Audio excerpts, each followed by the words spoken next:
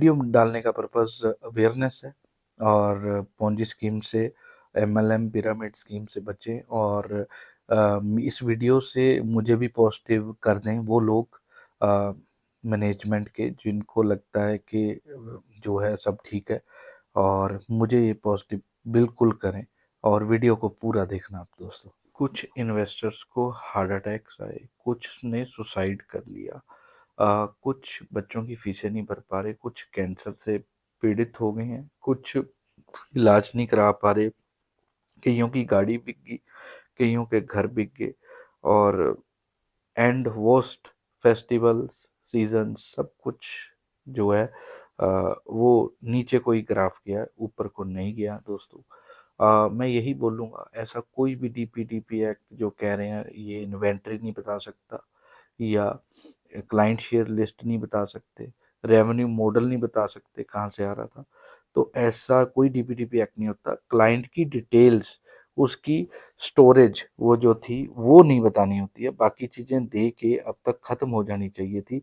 सिर्फ केस जो है चल रहा है, अरेस्ट ही क्यों किया, ये क्यों किया, यार ये सब ईडी के पास पावर है। ईडी प्राइमा फेशिया बेसिस पे वो कर सकती है एफआईआर, उसका प्रूफ दो और बात को मेरे हिसाब से ख़त्म कर देना चाहिए था। तो वीडियो को दोस्तों पूरी देखना, आगे बड़े इंपॉर्टेंट क्वेश्चंस हैं जो बात करनी है।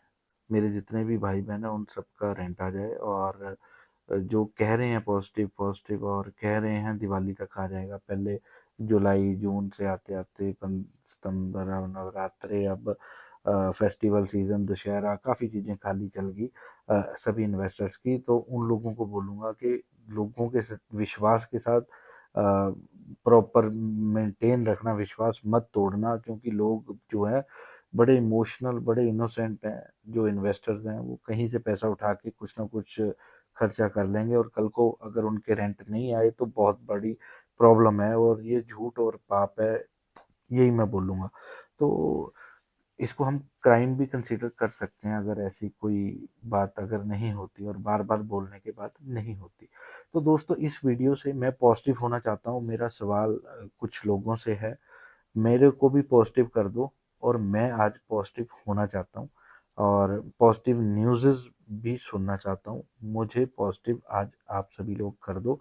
मेरे कुछ क्वेश्चंस हैं, अगर आप उन सभी लोग उस चीज़ का आंसर भी कर दोगे तो मैं भी पॉजिटिव होना चाहता हूँ, और मैं भी आप लोगों के साथ पॉजिटिव पॉजिटिव वीडियोस डालना चाहता हूँ। सवाल, सबसे पहला सवाल, वी नाउ के अगर क्लाइंट्स हैं तो वो कौन से क्लाइंट्स हैं जहाँ से रेवेन्यू आता है, वो कौन सा अकाउंट है जहाँ पे रेवेन्यू आता है। हो सकता है कॉन्फिडेंशियल चीज़ें हों, हमें नहीं बता सकते हो, पर हम एक एसेट ओनर हैं, हम ये जानना चाहते हैं कि वो कौन से क्लाइंट्स हैं। क्योंकि ईडी ने 2-3 क्लाइंट बताए हैं और 3 लाख रुपए रेवेन्यू बताया साल का, और ईडीसी के उन्होंने बताया डाटा सेंटर का, ये अभी जो इस समय काम कर रहे थे। और बाकी जो है जो हमारा रेंट है वो कोलोकेशन से आ रहा था, वो कोलोकेशन कहाँ एग्जिस्ट करती हैं ये भी हमें जो है अभी तक नहीं पता है। और मेरे एसिड, मेरे पार्टिकल, मेरे ये सर्वर कहाँ पे हैं ये भी हमें नहीं पता है।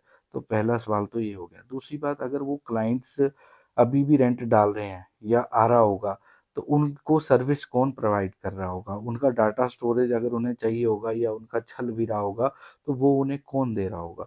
यदि क्लाइंट छोड़ के भी चले गए, मान लो ईडी की रेट के बाद छोड़ के चले गए, तो पहले तो रेवेन्यू आ रहा होगा, तो वो रेवेन्यू किस अकाउंट में कैसे आ रहा होगा। क्योंकि रेवेन्यू के ऊपर और क्लाइंटों के ऊपर अगर बात करें तो अभी तक कोई भी डॉक्यूमेंट, कोई भी लिस्ट ऐसी जो है प्रॉपर अभी टोटल क्लाइंट्स की जो है नहीं गई है। 172 क्लाइंट्स हमें बताए गए थे जो वहाँ पे जो प्रेजेंटेशनों में बताए गए थे, जैसे कि सभी लोगों का, सभी इन्वेस्टर्स का कहना है।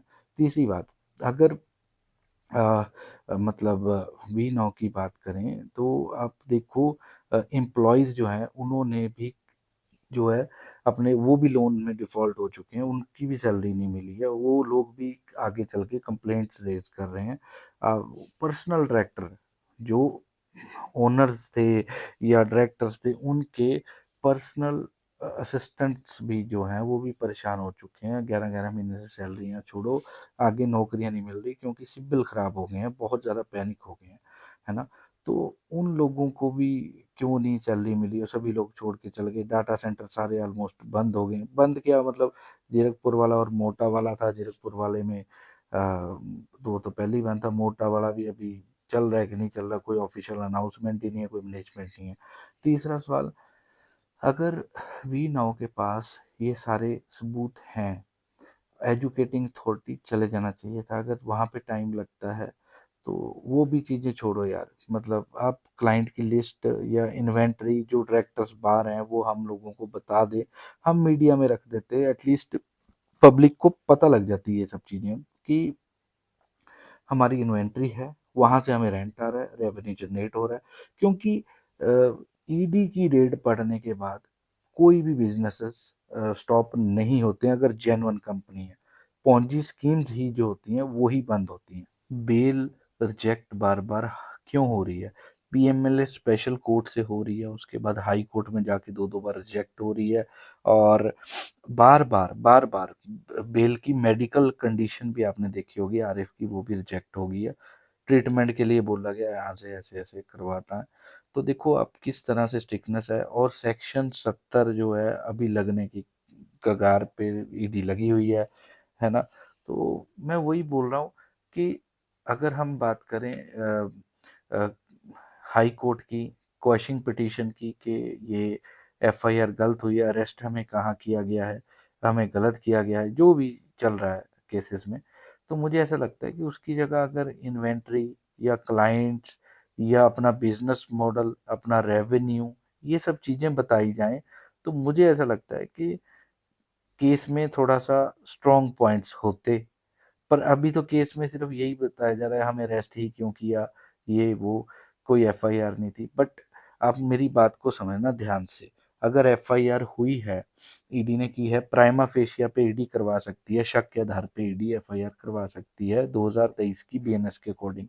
पर आप इस बात को समझो, वो एफआईआर जो ईडी ने की है, तो उसमें वो आप ये सोचो कि ईडी ने ही की है या और भी काफ़ी इन्वेस्टर्स थे जिन्होंने क्लाउड स्टोरेज को लेके बात की होगी, या मतलब काफ़ी उन्हें वो सर्विसेज नहीं मिली, या वो होती भी थी कि नहीं होती थी, काफ़ी चीज़ें जो हैं होती हैं वो। ये कोई मुद्दा मुझे लगता है नहीं। प्रूव करना ही मुद्दा है कि ये हमारी इन्वेंट्री, ये हमारा रेवेन्यू मॉडल, इतना पैसा यहाँ से आ रहा था, इतना यहाँ जा रहा था, ये था इस अकाउंट में। चलो वो अकाउंट भी शो नहीं कर सकते, मान गया। तो ये क्लाइंट्स थे, यहाँ से लिस्ट थी, ये आ रहा था। हम देखो, डीपीडीपी एक्ट अब बोलेंगे कहीं कि ऐसा होता है, पर देखो दोस्तों, डीपीडीपी एक्ट क्लाइंट की डाटा स्टोरेज ये वो को मना करता है, पर इन्वेंट्री का नाम बताना, क्लाइंट्स का नाम बताना, रेवेन्यू कहाँ से आ रहा था, ये चीजें तो बता सकता है।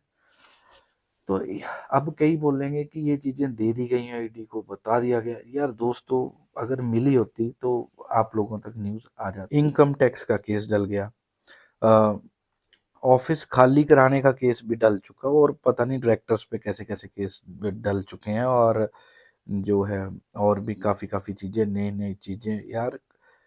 कैसे कम बैक, कैसे यार, मतलब मैं भी जानना चाहता हूँ, मुझे पॉजिटिव कर देना दोस्त।